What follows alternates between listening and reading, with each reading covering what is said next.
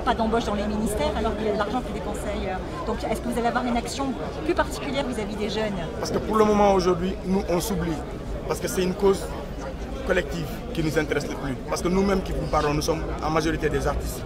La culture, elle souffre au Sénégal, mais nous nous sommes oubliés. C'est ce qu'on appelle le suicide individuel pour la résurrection collective.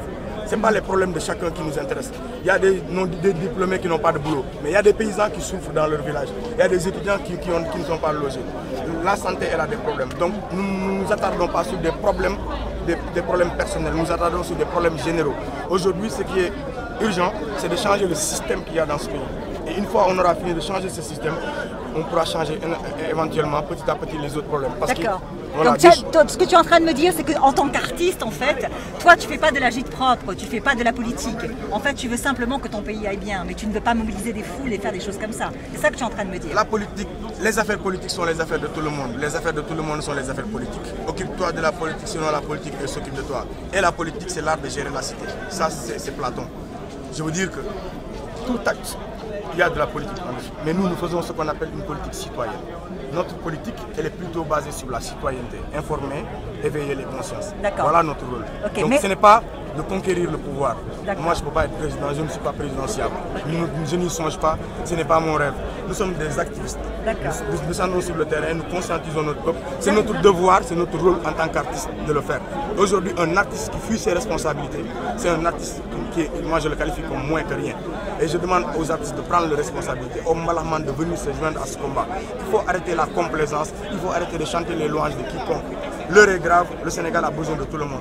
Descendez sur le terrain avec nous, faites la sensibilisation, informez les gens. Il faut que les gens sachent que la citoyenneté elle est importante. Aujourd'hui, la satisfaction de Y'en a marre, c'est d'arriver à ce que les Sénégalais comprennent c'est quoi une république, c'est quoi un patrie.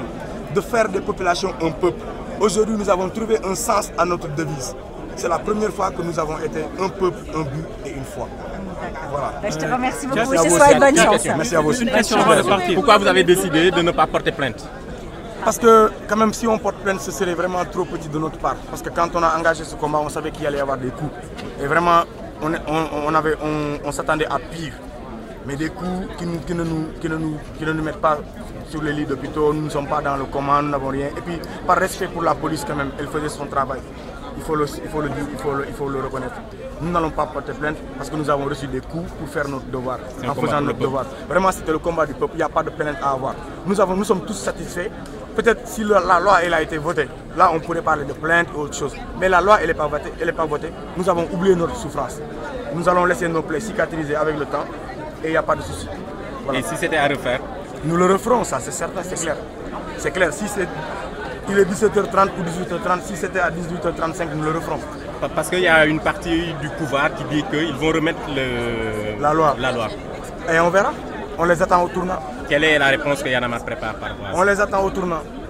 Alors, vers la fin de la conférence, vous aviez eu à faire l'éloge de la police. Pourquoi? Non, ce n'est pas une éloge que j'ai fait de la police. J'ai rappelé des faits. Il y a eu beaucoup de bavures policières, énormément de bavures policières. Mais est-ce que c'est commandité ou pas? Parce que la police, elle agit selon des ordres. Mais moi, je suis sûr qu'un fils sénégalais ne pourra jamais tirer sur un autre fils sénégalais. Alors j'amène la police à comprendre qu'aujourd'hui, s'il tire sur un citoyen lambda, il tire sur son frère. Et ça, on ne le cautionne pas et nous ne le souhaitons pas dans notre Sénégal. Que ces gens qui donnent les ordres aux policiers, qu'ils arrêtent de donner des ordres de ce genre. Ce message va en leur encontre. Les policiers, je les connais, on a beaucoup discuté. Ils ont beaucoup compris notre combat, mais ils répondent avec des ordres, ils agissent avec des ordres. On demande à ceux qui donnent les ordres de voir vraiment quels sont les ordres à donner. Et surtout, il y a des nervis qui sont dedans, il y a des bandits qu'on a maquillés, on a donné des tenues de la police. Il y a énormément de choses qui sont passées et ces gens-là, vous ne les verrez plus. Et ces plaintes n'auraient pas de suite. Et ce n'est pas important de courir à gauche, à droite. Nous devions de notre objectif, nous devions de notre combat. Et le combat principal aujourd'hui, c'est quoi? C'est que les jeunes haïtiens sont sur les listes électorales et que Wade ne soit pas candidat pour les élections à venir. C'est le plus important pour nous que de porter plainte ou de parler de notre ego ou de dire oui, j'ai des blessures. Chacun a des blessures. Moi j'ai des blessures, il y a des diplômés qui n'ont pas de travail, c'est encore pire qu'une blessure.